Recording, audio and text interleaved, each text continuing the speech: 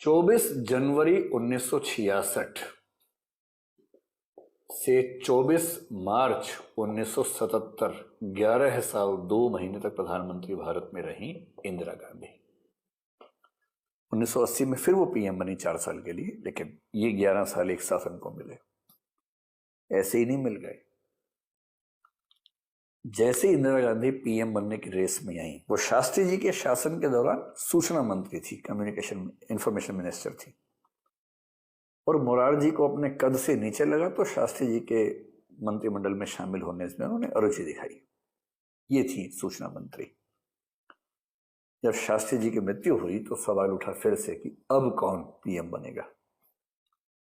उस समय फिर कांग्रेस के अध्यक्ष कौन थे? के कामराज थे, क्योंकि वो 1964 से 67 3 साल अध्यक्ष रहे। और देखिए रोचक कि उन्हीं 3 सालों में 2 प्रधानमंत्री की मृत्यु हुई और उनको 2 बार मौका मिला किंग मेकर बनने का।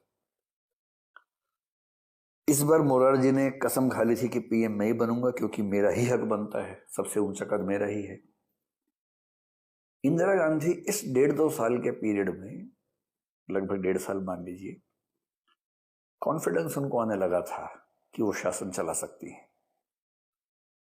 उन्होंने अंदर ही अंदर ठाना हुआ था कि मैं पीएम बनूंगी, लेकिन उनको लेकर जो कामराज के मन में छवि थी, या जो बाकी निजलिंगप्पा जैसे नेता थे उनके मन में छवि थी, वो छवि, एक शब्द चलता है गूंगी गुड़िया। ये शब्द उस समय की भारतीय राजनीति का बहुत प्रसिद्ध शब्द हुआ था। के कामराज चाहते थे कि इंदिरा गांधी पीएम बने। क्यों? इसलिए नहीं कि वो अच्छी पीएम होंगी, बल्कि इसलिए कि मोरारजी को कंट्रोल करना उनके बस की बात नहीं थी।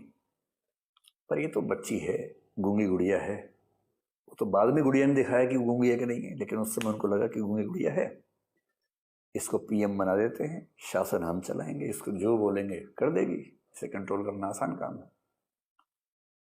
इस बार मोरारजी सहमत होने को तैयार थे ही नहीं। पिछली बार तो सहमति बन गई थी पार्टी में, इस बार मोरारजी अड़गे कि ना, वोट करवाओ भाई।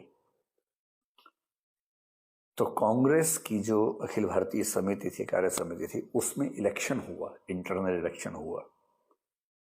और बहुत रोचक बात है, उस इंटरनल इलेक्शन में इंदिरा गांधी जीत गई, और तब यह हुआ कि कांग्रेस की तरफ से प्रधानमंत्री बनेंगी इंदिरा गांधी। अब इंदिरा गांधी को लग रहा था कि कैसे मैं धीरे धीरे पार्टी के भीतर अपनी ताकत बनाऊं, कैसे मैं देश में कांग्रेस की खोई हुई प्रतिष्ठा को आगे बढ़ाऊं। और तीसरा, सुप्रीम कोर्ट जो उसके हाथ से निकल रहा है, सुप्रीम कोर्ट के फैसले जो अटपटे आ रहे हैं, उन फैसलों को मैं कैसे पलटूं। सही भाषा में कहें तो इंदिरा गांधी के भीतर से एक महान नेता, या और थोड़ी खराब भाषा में कहूं तो एक महान तानाशाह के बनने की प्रक्रिया शुरू हो रही थी। वो समझ गई थी कि कांग्रेस के संगठन को, मोरारजी को, सुप्रीम कोर्ट को, इन सब को कंट्रोल करने का एक ही तरीका है कि मेरी पॉपुलैरिटी बढ़े। पॉपुलैरिटी कैसे बढ़ती है?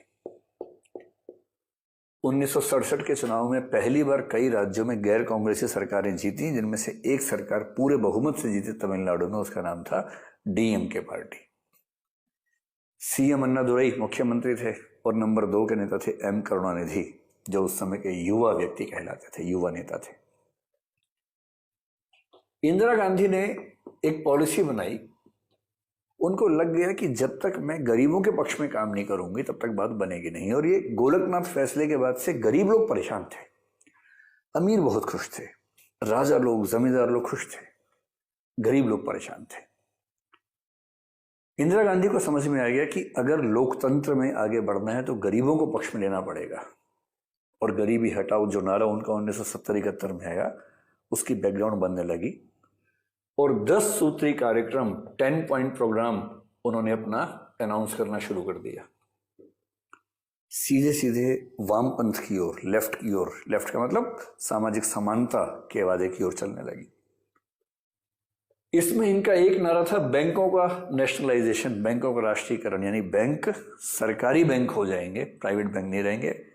क्लास बैंकिंग की जगह मास बैंकिंग होनी चाहिए, आम आदमी को बैंक मिले, जैसे आजकल जनधन खाता बोलते हैं, उस तरह की बात थी। फिर जो इंश्योरेंस कंपनीज थी उनका भी नेशनलाइजेशन होना चाहिए।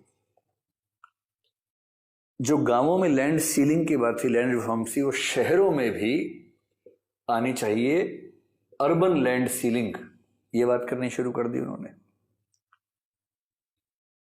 उस समय सारे राजाओं महाराजाओं को एक विशेष भत्ता मिलता था जिसको बोलते थे प्रिवी पर्स। और इंदिरा गांधी ने कहा कि भारत के गरीब होने की एक वजह यह भी है कि हमें बहुत सारा पैसा खर्च करना पड़ता है पुराने राजाओं महाराजाओं के संचालन में, उनको वजीफा देने में, उनको बहुत सारे भत्ते देने पड़ते हैं जो लाखों रुपए के होते थे। उस समय के लाखों रुपए 80 करोड़ रुपए मान लीजिए।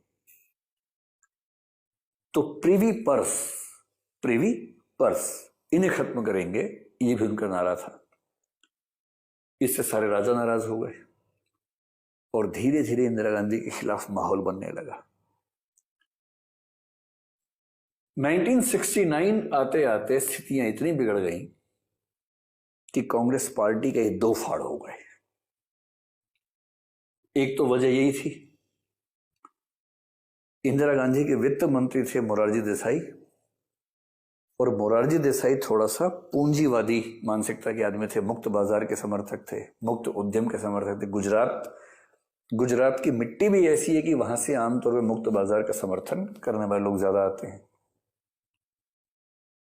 तो इंदिरा गांधी ने बैंकों के राष्ट्रीयकरण की घोषणा अपने वित्त मंत्री से बात किए बिना ही कर दी, और इस समय तक मोरारजी देसाई के पक्ष में आ चुके थे कांग्रेस संगठन के नेता के कामराज भी, और उस समय अध्यक्ष हो चुके थे 1969 में निजलिंगप्पा, आपने शायद नाम सुना होगा, उस समय कांग्रेस पार्टी के अध्यक्ष थे वो। तो पार्टी को यह बात बहुत अखरी कि प्रधानमंत्री ने बिना वित्त मंत्री से बात की बैंकों के राष्ट्रीयकरण की घोषणा कैसे कर दी। उनसे सवाल पूछा गया। इंदिरा गांधी समझ गई कि अब मामला चलने वाला है नहीं, और उसी समय 1969 में एक ऐसा कमाल हुआ, राष्ट्रपति पद की बात चल रही थी। अब सवाल था कि नया राष्ट्रपति कौन बनेगा। कांग्रेस पार्टी में खूब विचार विमर्श हुआ, और विचार विमर्श के बाद तय हुआ कि राष्ट्रपति पद पर नीलम संजीवा रेड्डी चुनाव लड़ेंगे कांग्रेस की तरफ से। निजलिंगप्पा साहब ने घोषणा की।